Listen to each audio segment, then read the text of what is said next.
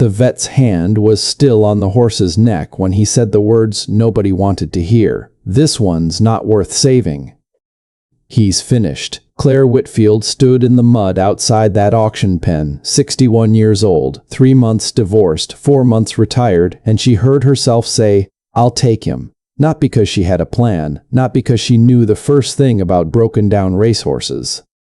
She said it because something in that horse's eye, wild, furious, and utterly alone, looked exactly like something she saw in her own bathroom mirror every single morning.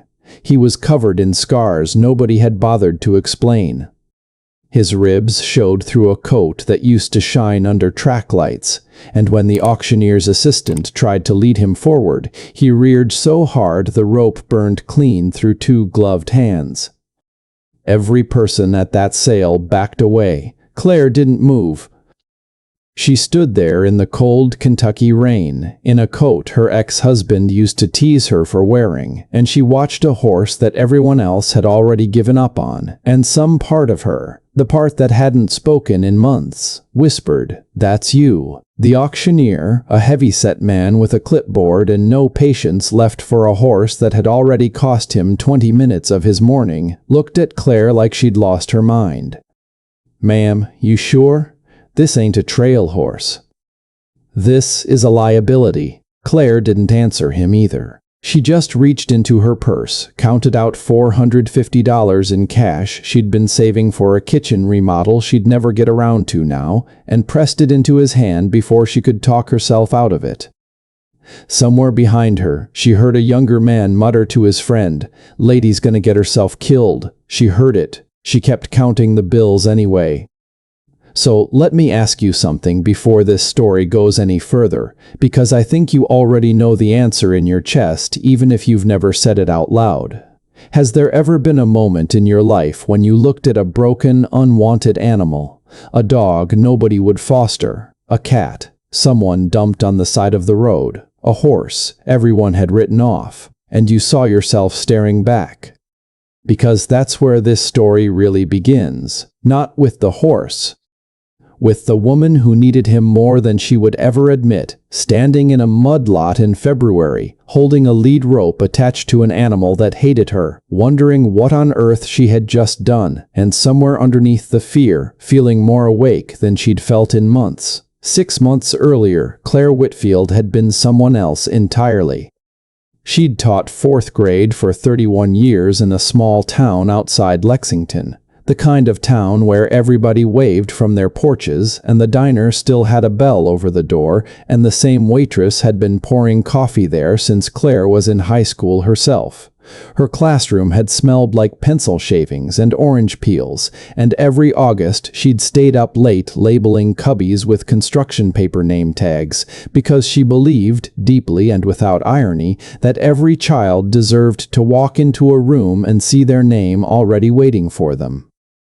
She had a husband named Richard, a modest brick house with a wraparound porch, 2 grown children who called on Sundays, and a retirement party with a sheet cake that said, "Congratulations, Mrs. Whitfield," in blue icing. 31 years of small hands and spelling tests and finger paintings taped to a cinder block wall, and when it ended, the whole school gave her a standing ovation in the gymnasium, 300 children on their feet, some of them crying because Mrs. Whitfield was the only teacher who'd ever made them feel smart. She cried that day too. She thought those were happy tears. She had no idea they were the last easy tears she'd cry for a very long time. Richard left 11 weeks after she retired. He didn't shout, didn't slam doors, didn't even really fight. He just sat her down at the kitchen table one Tuesday evening, the same table where she'd graded 1,000 spelling tests and helped their own kids with long division decades earlier, and told her he'd been unhappy for years, and he didn't want to spend whatever time he had left pretending. He used the word pretending, like it was something small, like it hadn't just taken 34 years of her life and folded it up into a box. There was no other woman, he said, as if that was supposed to make it hurt less. There was just a life he no longer wanted to be inside of, and Claire, apparently, had been a large part of that life. She remembers staring at the salt and pepper shakers on the table, 2 little ceramic roosters her mother had given her as a wedding gift, and thinking, absurdly, that she should have put them away years ago. He moved out 3 weeks later. He took the good recliner, the fishing gear, half the photo albums, and left her the house, the silence, and a version of herself she didn't recognize anymore when she caught her own reflection in the hallway mirror. For the first time since she was 22 years old, Claire Whitfield had nowhere she needed to be, no classroom, no husband, no bell schedule dictating her mornings. Just an empty house that echoed every time she walked through it, and mornings that stretched out in front of her like highways with no exits. She stopped answering her sister Donna's calls after the 4th or 5th time she couldn't find the strength to sound okay. She stopped going to church, not out of anger at God, just out of a bone-deep exhaustion that made even getting dressed feel like an accomplishment. She'd sit on that porch swing for hours, not swinging, just sitting, watching cars pass on a road that used to feel like home and now just felt like a place she happened to still be standing. She lost 11 pounds she didn't have to lose. She started leaving lights off at night because turning them on felt like admitting she was still there, still living in a house built for 2 people who no longer existed as a couple. Her daughter Melissa drove up from Nashville one weekend, took one look at the state of the refrigerator, mostly empty except for condiments and a carton of eggs 3 weeks past date, and sat on the kitchen floor with her mother and cried because she didn't know how else to reach her. It was her neighbor, an old horsewoman named Peg, who'd bred quarter horses her whole life and buried 2 husbands and outlived most of her own doctor's predictions, who mentioned the auction almost as an afterthought one gray morning over the chain-link fence between their yards. Peg was 78 and moved like a woman 20 years younger, and she'd watched Claire's slow disappearing act all winter with the particular worry of someone who'd survived her own version of it. "They're selling off the Kilpen horses down at the Simmons place Saturday," Peg said, not really expecting Claire to care, just making the kind of small talk neighbors make when one of them clearly needs somebody to talk to and doesn't know how to ask. "Bunch of used-up racehorses nobody wants. Shame, really. Some of 'em not even 4 years old." Claire didn't answer. She just nodded and went back inside. But Saturday morning, before she'd even decided to, she found herself putting on her coat and driving 40 minutes to a muddy lot she'd never seen before, telling herself the whole way that she was just going to look, just going to see what a place like that even looked like. Just going to sit in her car in the parking lot if it came to that. She wasn't just going to look. The horse's name, according to the tag zip-tied to his halter, was Last Call. He'd raced 11 times and won exactly once, a claiming race at a track so small it barely made the racing forms, the kind of win that pays just enough to keep an owner interested for one more season. After that, he'd been passed from owner to owner, each one hoping he'd turn a profit, each one giving up a little faster than the last until he'd ended up on a truck bound for a place that didn't deal in second chances. By the time Claire saw him, he was 4 years old and already finished, already discarded, already a name on a list of horses headed somewhere nobody wanted to say out loud. He stood in that pen with his ears pinned flat and his eyes rolling white at the edges, striking out at anyone who came near, and the men running the auction talked about him the way you'd talk about a broken washing machine sitting at the curb. Not worth fixing. Not worth the trouble. Somebody said, loud enough for Claire to hear, "That one'll end up at the processing plant by Tuesday if nobody bids." Another man laughed, not cruelly exactly, just tired. The laugh of someone who'd seen too many horses end up exactly that way to feel much of anything about it anymore. Claire paid $450 for him. It was, without question, the single most impractical decision of her 61 years on this earth. She had no barn, no trailer. No experience beyond a few nose-to-tail trail rides decades earlier on vacation in Colorado, the kind where the horse follows the one in front of it and a teenage guide leads the whole line at a walk. She had a horse that hated people, a savings account meant for a retirement she no longer recognized, and absolutely no idea what she was doing. She arranged, through Peg, to board him at a run-down stable 15 minutes from her house. Cheap, quiet, mostly empty stalls, owned by a weathered man named Dale, who'd seen every kind of horse trouble there was, and stopped being surprised by any of it years ago. That same afternoon, a rusted trailer delivered 1,000 pounds of fury and grief right into her life, and Claire stood in Dale's gravel lot with her heart pounding, wondering if she'd just made the biggest mistake since she said, "I do," to a man who apparently spent 3 decades pretending. He wouldn't come out of the trailer for 2 hours. He kicked the metal walls until his hooves bled and the trailer rocked on its axles, the sound echoing off the barn like gunfire. Dale stood off to the side with his arms crossed, watching, offering nothing but the occasional shake of his head. His teenage stable hand, a quiet boy named Tyler who mucked stalls after school, stood well back near the barn door, wide-eyed. When the horse finally did come out, half-dragged, half-exploding, he charged the far end of his new stall and stood there trembling, sides heaving, nostrils flared wide, looking at Claire like she was the one who'd put him on that truck in the first place. Dale told her flatly that she'd wasted her money.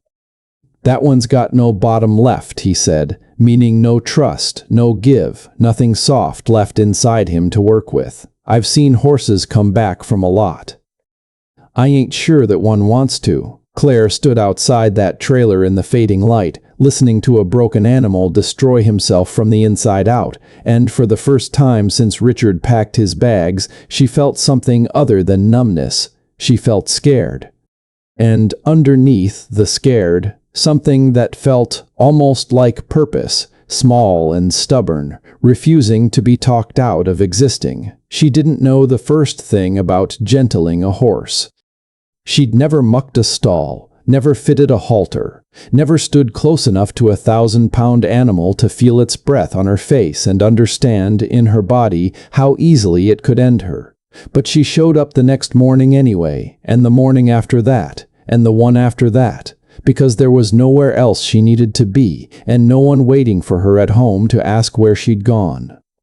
She brought a folding lawn chair from her garage and set it just outside his stall door, far enough that he couldn't reach her, close enough that he had to look at her whether he wanted to or not. And she sat. At first, that's all it was, sitting. She didn't try to touch him. She didn't try to feed him by hand or coo at him the way people do in movies. She just sat in that chair with a paperback novel she never actually read, the same 3 pages over and over, and she let the silence between them be exactly what it was. 2 wounded things sharing the same air, neither one ready to trust the other. Last call paced. He pinned his ears. Sometimes he'd charge the stall door just to watch her flinch, and she'd flinch every single time, her heart lurching up into her throat, and then she'd sit back down anyway because flinching wasn't the same as leaving. Dale told her she was wasting her afternoons. Peg gently suggested maybe a nice, calm trail horse might suit a woman her age a little better. Even her son called from Ohio, worried, asking if she'd talked to anyone about the divorce, a counselor maybe, instead of driving out to a stable every day to sit near a dangerous horse. Claire told him she was fine. She kept coming back anyway, day after day, through a cold snap that turned the water buckets to ice, through a week of rain that turned the gravel lot to soup, through a stretch of gray February days that blurred one into the next. 3 weeks in, something shifted, so small that if she'd blinked, she might have missed it. She was sitting in her usual chair, reading the same page of the same book for the 4th time, half asleep in the thin winter sun, when Last Call stopped pacing. He stood in the far corner of his stall, watching her, and instead of pinning his ears, he simply held still. Claire looked up slowly, careful not to startle him, and their eyes met for the first time. Really met, not the wild rolling white of panic, but something quieter, something that looked almost like the question, "Are you going to hurt me too?" She didn't move, she didn't reach for him. She just said, very softly, "No, buddy, not me. I promise you, not me." He didn't come closer, but he didn't look away either. And for a woman who'd spent months feeling invisible, feeling like something nobody bothered to look at twice, feeling like the afterthought in her own marriage, that was the first time in a long while she felt truly seen by anything alive. From that day forward, the visits changed. Claire started bringing an apple, setting it on the ground just inside the stall door and backing away, letting him decide on his own time whether he wanted it. Some days he ignored it completely, stepping around it like it might bite him back. Some days he'd eye it for an hour before finally lowering his head, snatching it fast, and retreating to the corner to eat it like he expected someone to take it from him. But slowly, over weeks that blurred into a month, and then two, the distance between the long chair and the stall door began to shrink. She learned the particular sound he made when he was uneasy, a low huff through his nostrils, and the different sound he made when he was simply bored, a soft chewing on the wood of the door frame. She learned he hated sudden movement, but loved the low murmur of her voice, even when she was just talking about nothing, about the weather, about a student she'd taught 15 years ago who'd grown up to become a schoolteacher himself, about how much she missed her sister's laugh and hadn't called her back in weeks. She read him the newspaper some mornings, whole sections about county council meetings and high school basketball scores, not because he cared about any of it, but because her voice needed somewhere to go, and he was the only one willing to receive it. He couldn't understand a word of it. But he leaned toward the sound of it, ears swiveling in her direction, and that leaning was the loudest thing Claire had heard in months. By the time winter set in fully, last call would let her stand at the stall door without flinching. He'd let her rest a hand flat against his shoulder, still tense, still ready to pull away, but there, warm and solid under her palm. Dale, who'd bet good money the horse would end up back at auction within the year, started standing at the barn aisle sometimes just to watch. "Never seen anything like it," he admitted once, arms crossed, shaking his head slowly. "That horse doesn't trust hardly a soul. Won't let my own hands near him most days, but he watches for your car. Every morning, before you even pull in, he's got his head over that door looking for you. I hear your engine before I see it, and so does he." Claire hadn't noticed that herself, not consciously, but once Dale said it, she started paying attention, and it was true. Some mornings she'd pull into that gravel lot and see him already waiting, ears forward, head high, watching the road like he was counting the minutes, and something in her chest would lift every single time, a small warm thing she hadn't felt since long before Richard sat her down at that kitchen table. By March, Claire had learned enough from Dale and from library books checked out 3 at a time to start basic groundwork, leading him in slow circles on a lead rope, asking him to yield his hindquarters, teaching him that a raised hand wasn't a threat but a request. It was slow, frustrating work. Some days he tested her, planting his feet and refusing to move, testing whether she'd give up the way everyone else in his life had. She never did. One particularly bad afternoon in early March, he spooked at a plastic bag caught on the fence line and bolted the length of his lead rope, dragging Claire 3 feet through the mud before she managed to hold her ground. She sat down hard, her hips screaming, mud soaking through her good jeans, and for one long moment she genuinely considered that Peg might have been right about the trail horse. Then she looked up and saw him standing at the end of the rope, watching her, ears flicking with something that looked almost like worry.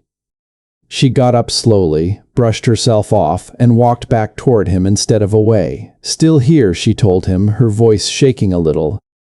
"I'm still here." He lowered his head and pressed it, gently, against her shoulder, and Claire cried right there in the mud, not from the pain in her hip, but from something that had finally, quietly, started to heal. It should have been enough. It should have been the whole story, a broken woman and a broken horse, finding their way back to something resembling whole, one apple and one quiet morning at a time.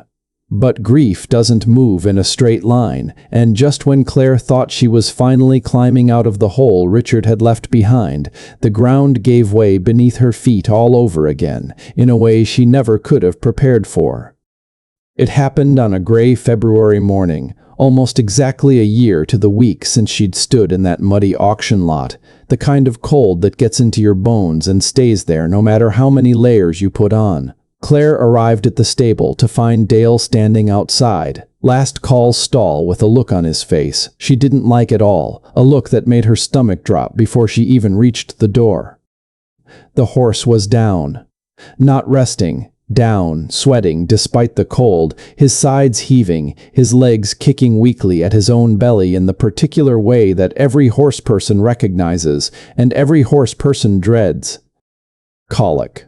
Dale had already called the vet, but the roads were icing over fast, and the nearest large animal vet was 40 minutes out on a good day, and 40 minutes, in a bad colic case, can be the difference between a horse that walks out of that stall and one that never does. Claire had never felt so useless in her life, not even during the darkest weeks after the divorce. She dropped to her knees in the shavings beside him, careless of the cold soaking instantly through her jeans, and pressed her palms against his neck, feeling his pulse hammering too fast and too shallow beneath her fingers.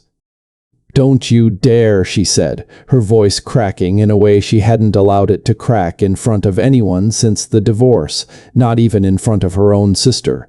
"Don't you dare give up on me now.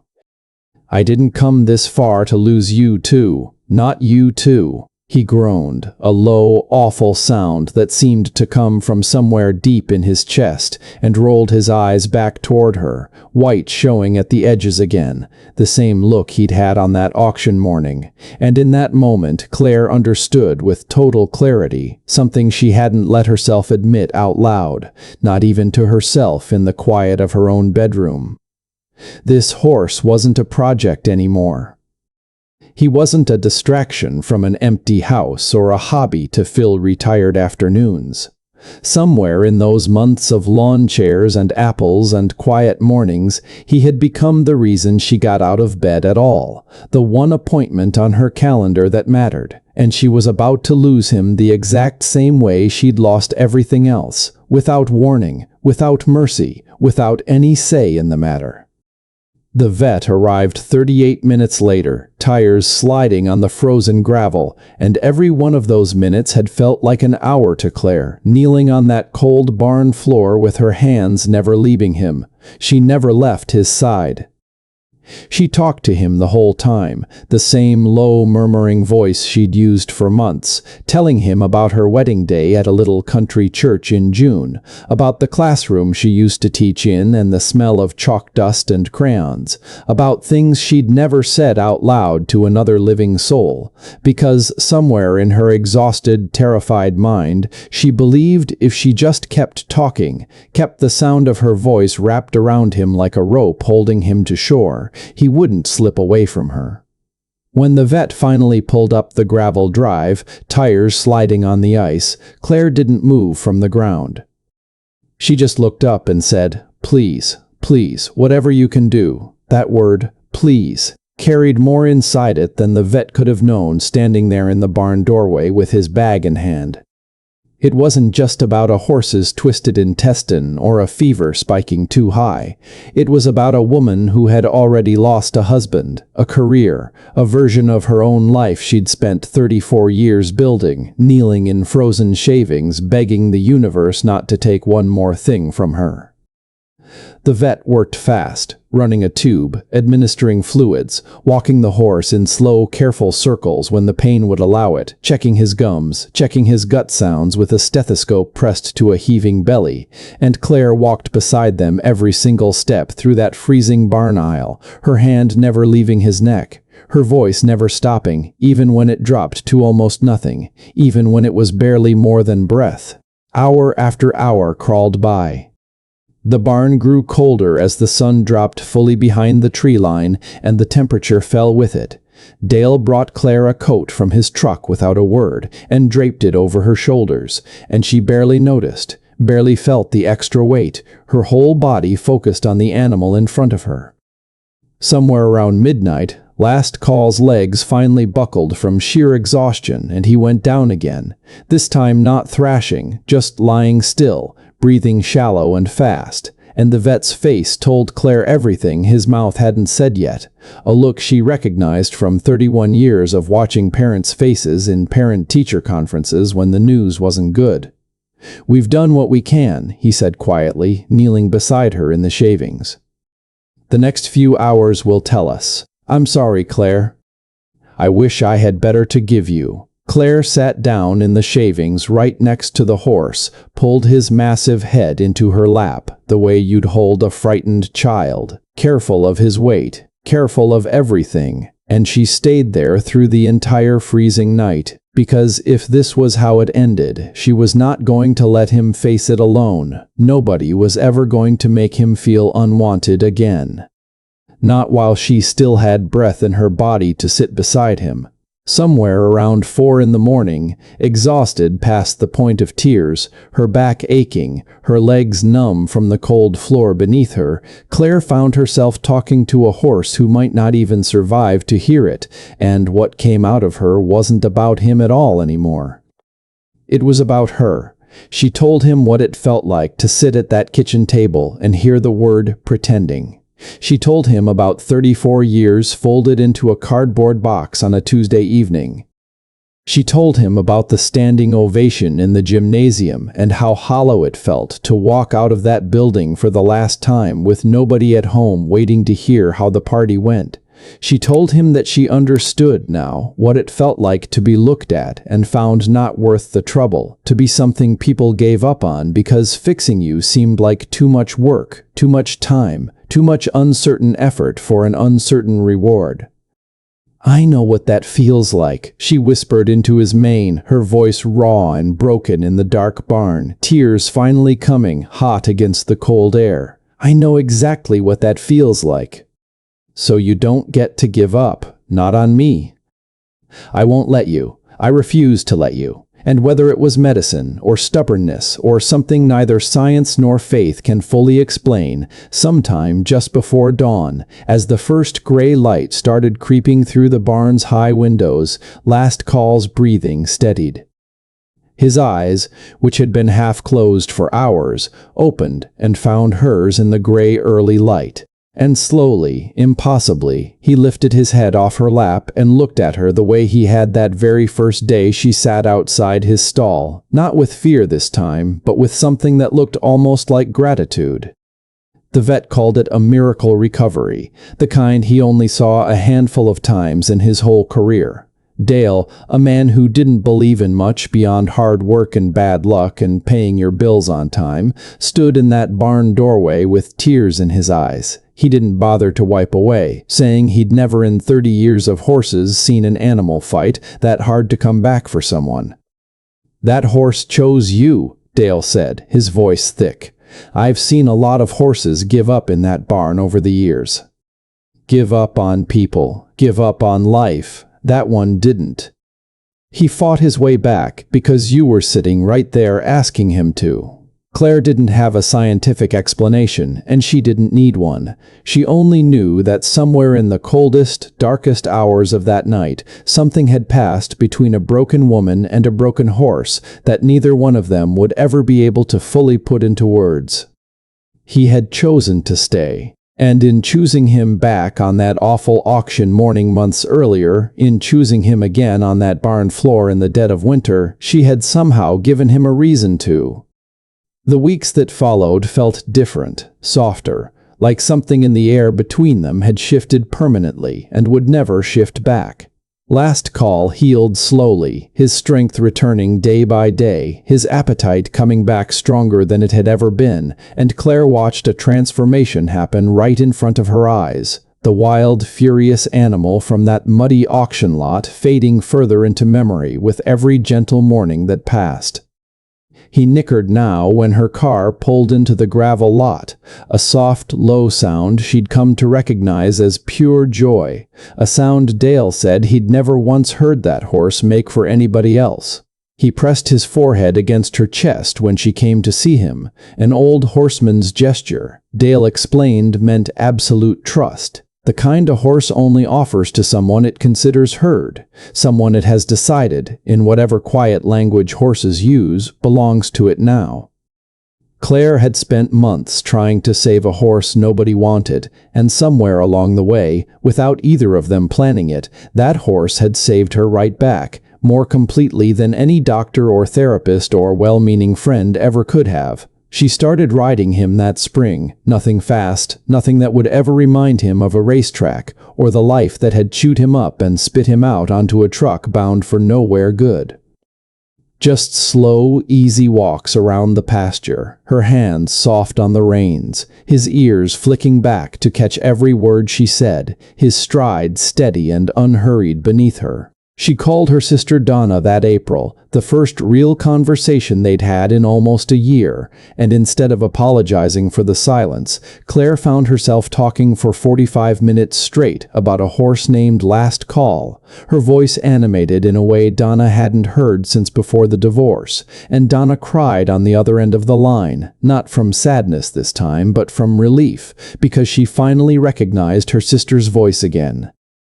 Donna drove up from Louisville the following weekend just to meet him and stood at the pasture fence watching her sister run a brush along the horse's neck and said quietly, "I got my sister back."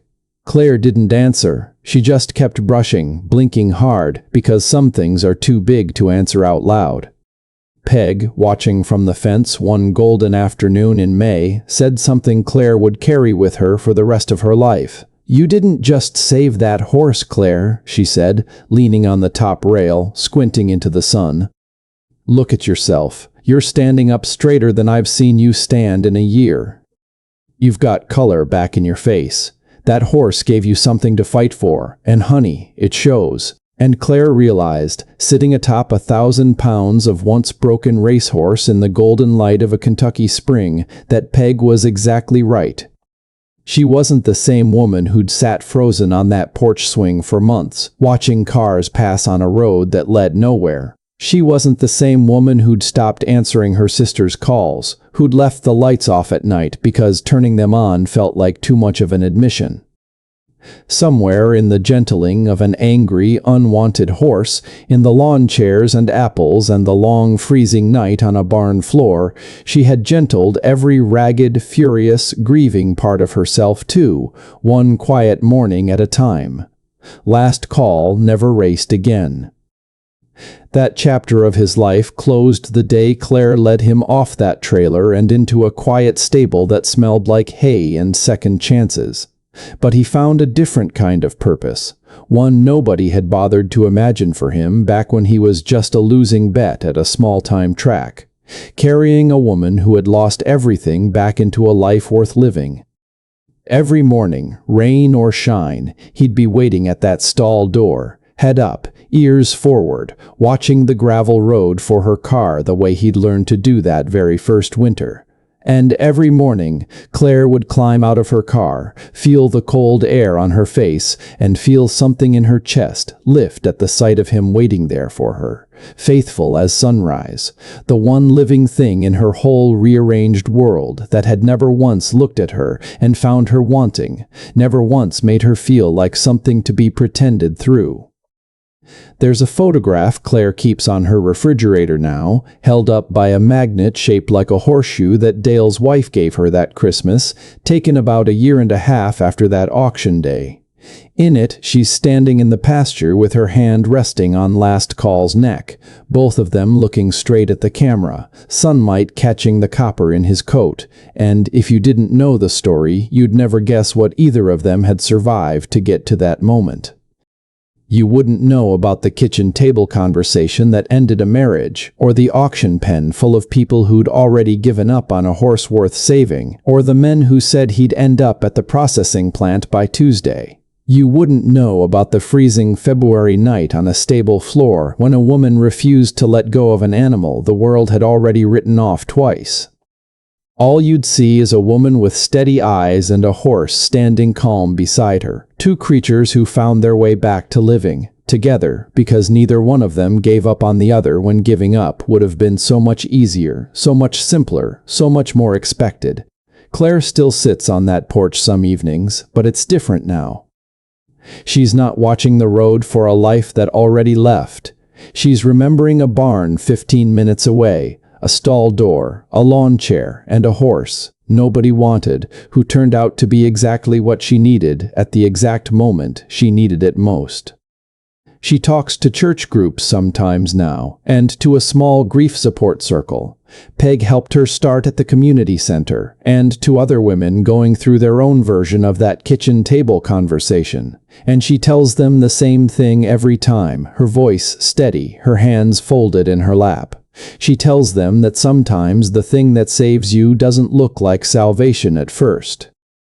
Sometimes it looks like a scared, angry, broken creature that everybody else has already walked away from, standing in a mud pen in the rain with nobody willing to meet its eyes. Sometimes healing doesn't come wrapped in comfort. It comes wrapped in mud and mess, and months of sitting in a folding chair, waiting for trust to happen on its own time, on nobody's schedule but the wounded one you're trying to reach. And sometimes, if you're patient enough and brave enough and a little bit desperate enough to try something that makes no sense on paper, that broken creature turns around one gray winter morning and carries you home. Now I want to ask you two things before you go, because this kind of story only means something if we get to hear yours too. Have you ever had an animal find you at the exact moment you needed saving, even before you knew you needed it? And what's the name of the one who did it for you? The dog, the cat, the horse, whoever it was that looked at you when you felt unwanted and decided you were worth staying for anyway. Type their name in the comments below, right now, before you scroll away. I promise you, someone reading this needs to hear it just as much as you need to say it. If stories like this one, stories about the quiet, healing, life-saving bond between broken people and the animals who refuse to give up on them, mean something to you, do me a favor and hit that subscribe button, because every single week we bring you a brand new story just like this one, a story that will find its way straight into your heart when you least expect it and need it most. Like this video if it moved you even a little. Leave a comment and tell us who your last call was. And take a moment today to look at whatever animal is waiting for you at home, curled at your feet or watching you from across the room, because somewhere out there, another Claire is standing in a muddy auction lot right now, about to find the very same thing she did, a reason to get back up.